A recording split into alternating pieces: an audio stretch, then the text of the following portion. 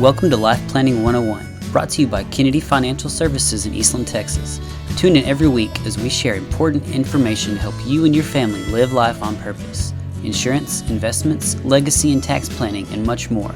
All covered now on Life Planning 101. Welcome to Life Planning 101. My name is Angela Kennedy Robinson with Kennedy Financial Services. We are so excited to have all of our listeners today. I know this is going to be a great show. Don't I always say that? But the reality is yes, the Cowboys are winning. There is that. And we're going to be talking about something a little bit more lighthearted today. We have been in the thick of some messes on this show as of late, and next week is going to be no exception with Aaron Kennedy, our very own CFA on Black and White Market Chatter, giving us updates into these crazy market times that we're experiencing. So why not talk about those perfect people in your life? And if you're a grandparent, you know exactly who I'm talking about. That's your grandchildren, right? My dad is always the first to say, all of his children are dysfunctional. Yes, that includes me, but his grandchildren are perfect. I'd like to say that it feels like the kids, our kids, and the parents, our parents, have a common enemy called the parent. And it's all an attack on the parent.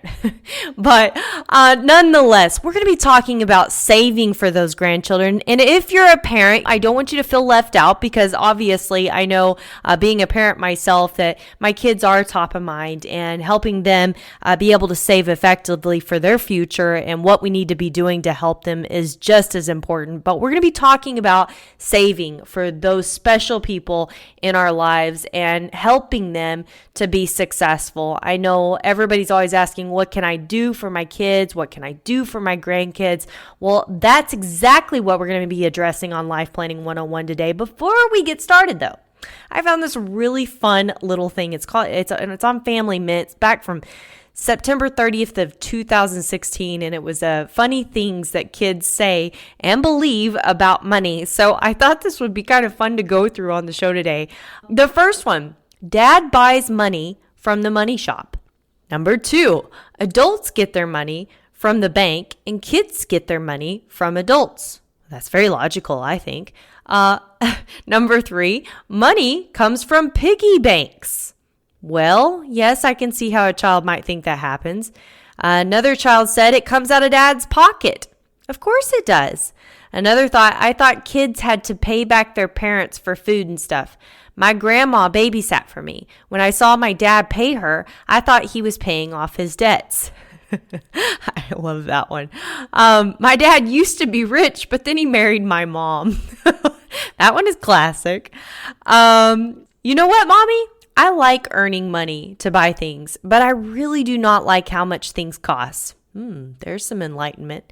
Maybe you should call Santa and tell him to make things not cost so much. Well, at least he has a little bit of the supply and demand, right? That comes from a 5-year-old boy. That's pretty intuitive. Here's another one. Money is just paper and metal. And if you think of it that way, then it is something to get greedy over. I should know because it happened to me when I was a kid. I'm not sure about that one. Mom, what do you think I am? Made of money? Child answers, isn't that what MOM stands for? Ooh, that was pretty clever. How about this one? I have a job just like Daddy, Mommy. My job is Mr. Big Brother. It is hard work. How much are you going to pay me? I could totally hear my oldest saying that. How about this one? Instead of going to the candy store or buying junk, you can save money and spend it on something you really want, like toys or other stuff. Oh, that's such enlightenment, right? Toys and other stuff. I still know people that do that are, well, my parents' age, my grandparents' age. Toys. We never get rid of that problem.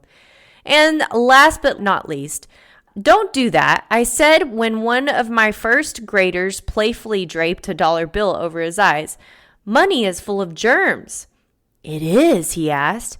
Yes, it's very dirty. He thought about it for a moment and he said, is that why they call people who have a lot of it called filthy rich? Very perfect. But I thought that would be fun just to be able to, put things in perspective because we are talking about those children. And I'm sure you have your own stories from those kids and those perfect grandkids of the darndest things that they've said about money over the years. And that's exactly what we want to talk about on Life Planning 101 today, is how you can do something special for them and get something in the way that isn't just an account that's there for them at the end of the road, but more meaningful. Don't want to miss it right here on Life Planning 101.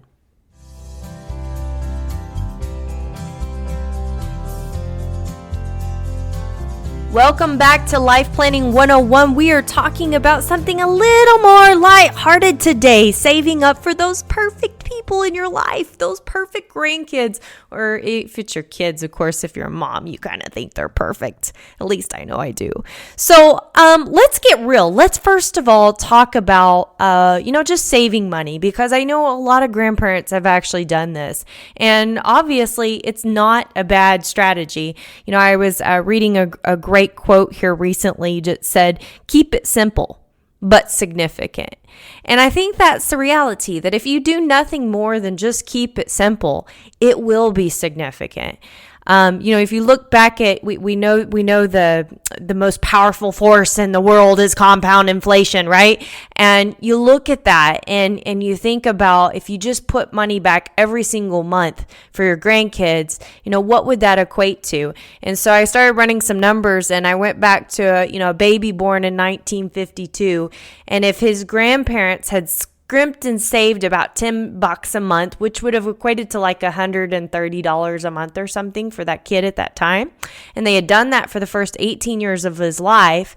And then he, averaged an 8% investment every single year until the age of retirement. That relatively small investment of a total of $2,160 would have been worth over $200,000 to that grandkid. Keep it simple. It turns out to be significant, right? And that does equate to what Albert Einstein said is the most powerful force in the universe. His answer, compound interest. And we know that, if you've been saving yourself, the power of this, when, you save for your 401k, your money that you earned got to earn money, and that money got to earn money, and that earned money got to earn money. It wasn't just on the money that you put in directly. And that is a very, very powerful thing. I think the reality is that we have kind of got away from that as a society. We're in a world that everybody wants something instantaneously quick, and they wait till the last minute to get anything done. And when the reality is that nothing has changed in the way of your best friend when it comes to investing is time. Time, the most powerful force of your investments. And so if you're thinking about for your kids, if you're thinking about for your grandkids, when do you need to think about starting something? Well, the answer is probably yesterday.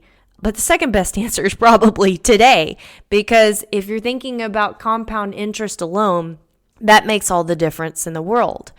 And, I think about, the reality, like there's a cool deal that we use. It's called the Rule of 72. And I use it all the time. And what it is you just take the number 72 and you divide the expected return. And that tells you the amount of time that's going to take for an investment to double. So an example would be is if you had a 10% return, it would take about 7.2 years for something to double if you were to add no more money to that investment. So if you put back $10,000 for your grandkids today, and that were to average 10%, and by the way, this is not implying any guarantees or saying that can or will be done. It's just an example. In 7.2 years, that $10,000 would be worth $20,000. In 14.4 years, that would be worth $40,000. Now we're getting something, right? We're getting somewhere, right? And, too many people, I think, are waking up too late to say, I need to do, and they're waiting till a child is, 10 years old or older to do something. Well, maybe that's not the best answer. Probably the best answer is getting something done as early as possible. So, saving up for those perfect grandkids, if you want to make it perfect, perfect is early. Perfect is giving it the more time, the better. So, second, what's suitable for your grandkids? What kind of investments do you need to be considering? And I think it goes deeper than this. I think a lot of people say, what can I do for my grandkids to invest? Well, there's always the old strategies of opening a, kind of more custodial account, opening, more of a kiddie trust account, opening a 529 plan up for their college savings, buying life insurance, doing an annuity, those kind of things we've heard about over and over and over again. And are those really the right chassis for your savings? And, just to say blatantly yes or no to each of them, I think would be a mistake, because I think there's something that has to be answered before you get into any of this. And that is exactly what we're going to be sharing with you on Life Planning 101 when we come back. You're not going to want to miss it.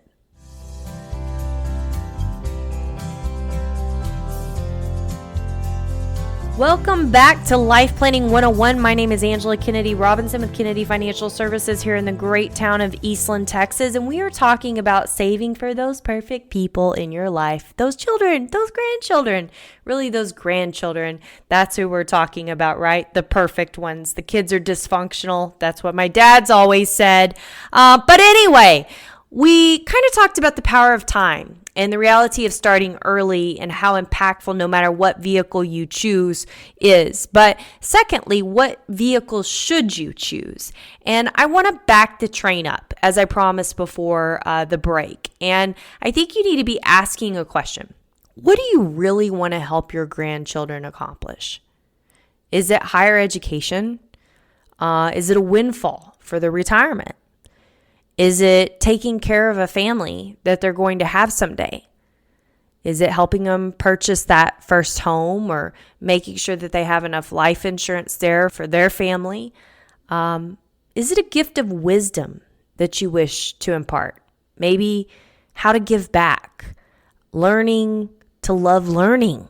That's a big one. I see that a lot of times with grandparents is I want my grandchildren to love learning as much as I came to love learning later in life, and I wish I would have done it earlier. What about learning a sense of pride and accomplishment when they save for themselves or maybe a job's well done, right? Learning to take care of those what ifs in life. Right? So, I think we live in a world of instant gratification and we know the nation's statistics. You can look them up of how many people are living paycheck to paycheck, and it's a scary world, and not wanting your grandchildren to fall into those patterns is big. A lot of people are, I think, really fearful when they are successful because they know inherently that there is a tradition with success, and it is called shirt sleeves to shirt sleeves in 3 generations, meaning the first generation knows what it takes to build that success and therefore is definitely more conservative with what they have worked so hard to earn. Second generation grew up in that, so they understand how hard it was to earn it. They respect it. Maybe they even do better, but they say one thing. They say, I want it better for my kids. And unintentionally, by the third generation, they have no clue what it took to earn that success. And money is just money. And they don't truly understand the value of it. So, there's a big one. Or is it all the above? I think sometimes we get so hung up with, I want to do something special for my grandkids, but I have no idea what to do because I really don't even know where to start, because the things that I wish to impart of them are all these things, right? And you simply don't know yet. And I'm going to go back to a quote that I shared before the break. And that quote was, keep it simple, but significant. One of the things I think we can do easily is get analysis paralysis, trying to get things so perfect. And there is a saying in business about the 80% rule, that if you do something 80% right the first time, which a lot of people say, well, that's not good enough. but hang with me.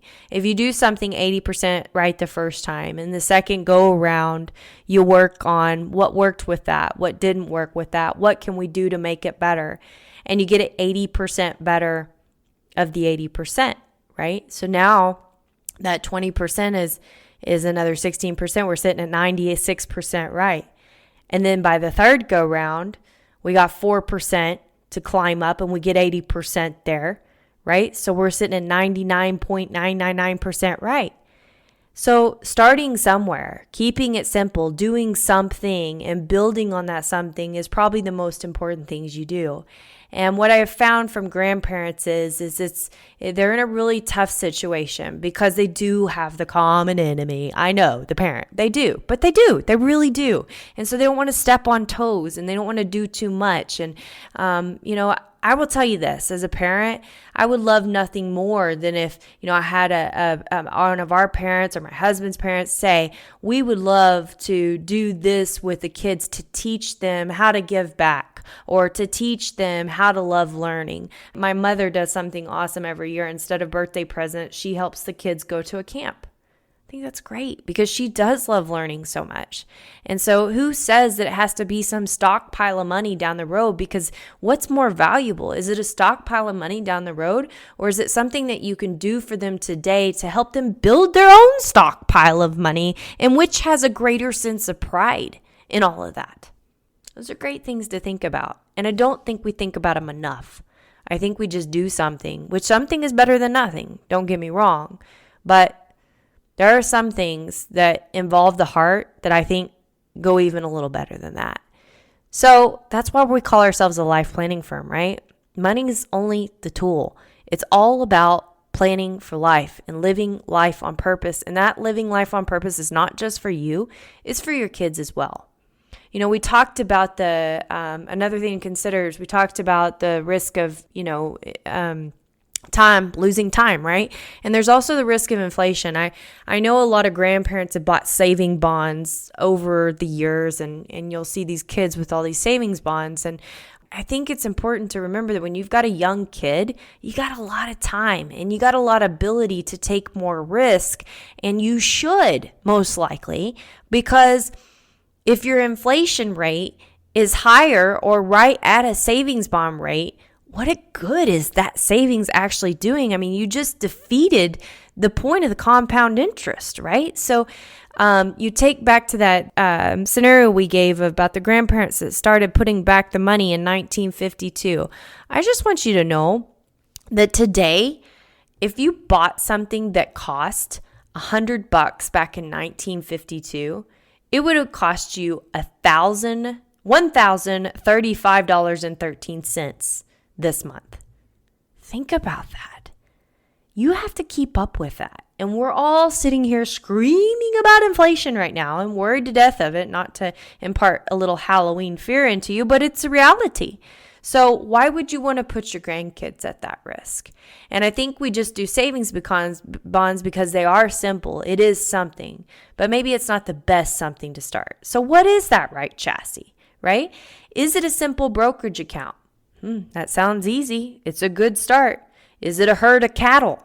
I know a lot of people that help their kids get their start with a cow or two on the ranch. I think that's a great idea, and teaching them the importance of all the things that come with that, right? Is it a kiddie Roth IRA? That's plenty flexible enough. Could be used for tuition partially. Could be used for a first-time home purchase partially. Could be used for retirement. 529 plans.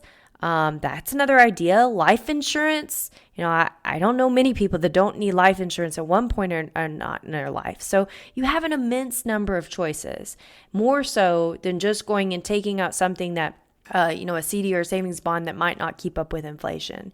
And, I think the tool is if you really have no idea where to start, flexibility is the biggest advantage. Some of these vehicles are way more flexible than others, and I would caution you to do something that's so permanent if you're really kind of up in the air on what you really want to do for your grandchildren. So if that's just the case, the biggest thing is just to start. So by now, you probably have got the theme here is, yes, do something. Do something sooner than later. Yes, keep it flexible if you don't know what you want. And yes, think outside the box. Think about what you're really wanting to do for your grandkids, not really what you're thinking needs to be done because it's just the way that things have always been done. Think outside the box. What is it that you really want to help them accomplish? What is it that you really wish to impart on them? I've heard some great stories over the years. One of my favorites is we had a client that really wanted to teach their children how to give back. And so they set up a mini family foundation, which basically cost her nothing. She pre-funded a lot of her charitable gifting. The kids are learning how to invest the money, what that looks like. They're learning how to take out a safe rate so that they can keep that money growing while benefiting a charity. They're helping pick the charities. They nominate who they want the money to go to each and every year. And they're getting to take part in making the gift itself and seeing the fruits of that labor. How powerful is that? And did I mention the quality time that they get to spend with the grandma? That's pretty amazing, right? So why does it have to be just an account? Why does it have to be something that they're going to use for college? Yep, we all think those things are important, and I'm not denying that they're not. But I would just challenge you to see if that's really what it's all about. After all, these are the most perfect people in your life, right? My name is Angela Kennedy Robinson with Kennedy Financial Services. I want to thank everyone for listening to our show each and every week. We truly love doing this. We truly love being a life planning firm and getting a chance to serve all the time. And we hope you join us next week with Aaron Kennedy, our very own CFA, who is with us to talk about black and white market chatter. I know there's a lot of chatter in the market. I don't think you're going to want to miss it. God bless you. Have a great week. And tune in next week on Life Planning 101. Thank you for joining us for Life Planning 101, brought to you by Kennedy Financial Services. If you have questions, you can email them to lifeplanning@kennedy-financial.com. Be sure to tune in next week for more Life Planning 101. Securities offered through Calton & Associates Incorporated, a registered investment advisor, member FINRA SIPC. Investment advisory services offered through Smart Money Group LLC. Kennedy Financial Services and Smart Money Group LLC are separate entities and are not owned or controlled by Calton & Associates Incorporated.